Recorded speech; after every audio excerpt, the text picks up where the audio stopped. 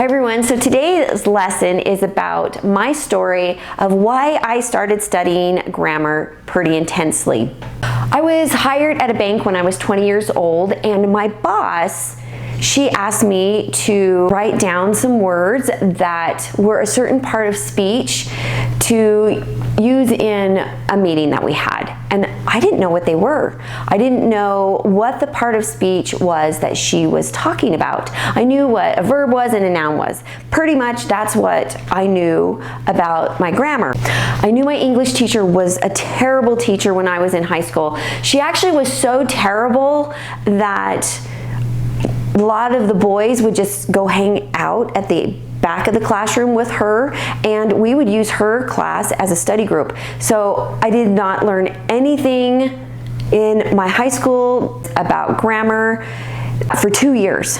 And so when I needed to move on, I chose not to move into studying grammar. My English classes were about reading. I loved to read. I would read all the time. I was always reading.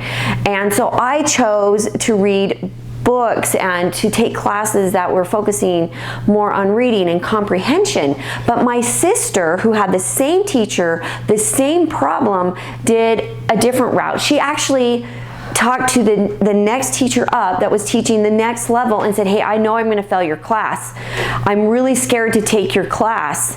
I don't know if I should take it or not. And he encouraged her to take it. She said that she learned more in one day than the 2 years with this other teacher. To be quite honest, this other teacher should be ashamed of what she did for our English classes, because I'm not the only student that felt inferior, that made me not understand my English, my language.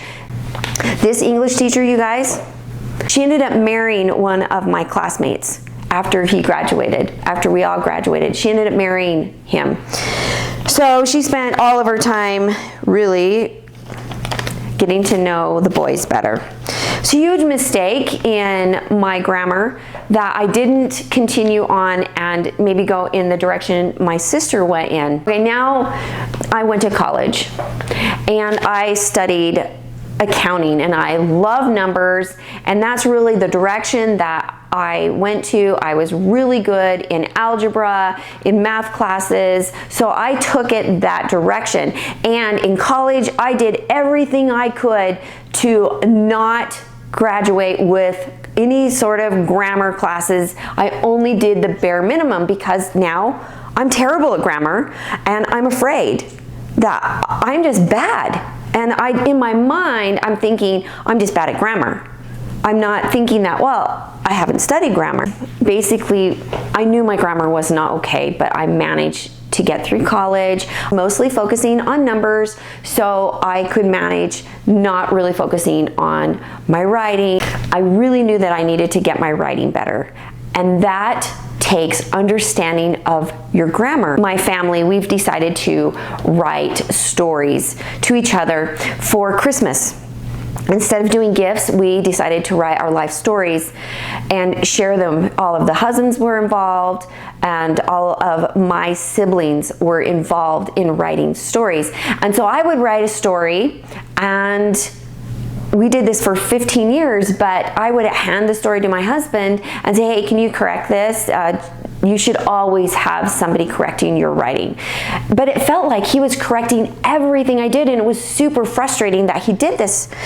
So speaking English is so much easier than it is to write it on paper. And you have to understand your grammar to be able to write it on paper. So that's any language that you're in. It's easy to speak your native tongue, but to actually put it on paper is a completely different thing. You actually need to understand what you're doing with the words and understand what the words do as a part of speech. We're going in, now I'm a mom, I'm doing the mom thing, I'm taking my kids to school, they're coming home, I'm helping them with their homework, I'm helping them learn how to read because I love to read. The reading part was not the problem. It was the writing part and the grammar part. So now I am trying to teach I'm sounding words out for them, and then they're saying, well, why is this A saying and why is it saying and I couldn't explain it to them. So then eventually one of my children wanted to homeschool. We had children at our neighbors that they were homeschooling and they wanted to be a part of this group, and so I chose to start with one child, and I brought him home and I started intensely studying grammar, and it was so much fun. And I started teaching him all about the different parts of speech and how to break words apart and all about Latin roots. And anyways, we dove into it, and if I was studying anything, it was about the English language. You couldn't get my nose out of the book. If I had any free time, that's what I was doing. And before it was novels, and then I did go into a phase where I loved to study anything about the body and about health. So, and herbs, I really love studying that, but it's now have gone into the grammar phase. So when my son came home from school, and I found this with all of my children, I have 4 children that did attend public school, and then I have 1 that has never attended. But where I found in most of my schooling that my kids attended, they would do a lot of sight words, and they would have to just memorize these words instead of being able to understand and decode the word. And that's what I wanted my children to learn how to do. Once they learned how to decode a word, even if it was a sight word, they considered a sight word in the school system, because oftentimes sight words in the school system is not a true sight word. We have lots of true sight words out there, and I think you should study them and memorize them and learn how to read them. But other words you can just decode. And I wanted my kids to learn how to decode so they can read really big words and not just little words. I felt with me really studying grammar with my kids, teaching my kids, I've studied years worth of grammar. I have taught multiple children, and I have really enjoyed it. It has given me freedom. I can understand what people are talking about better. You wouldn't think that you could, but when you listen to movies, you can understand movies better. You can understand podcasts better. You can understand what other people around you are saying, and you don't feel stupid.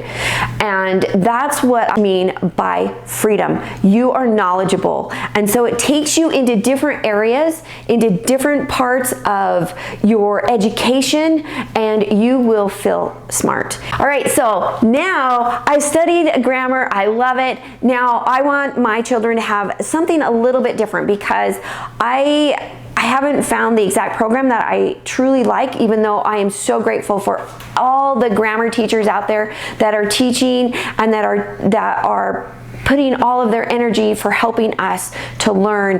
But I felt that I just needed my children to go into a different direction. I wanted them to have some other thing in my grammar program.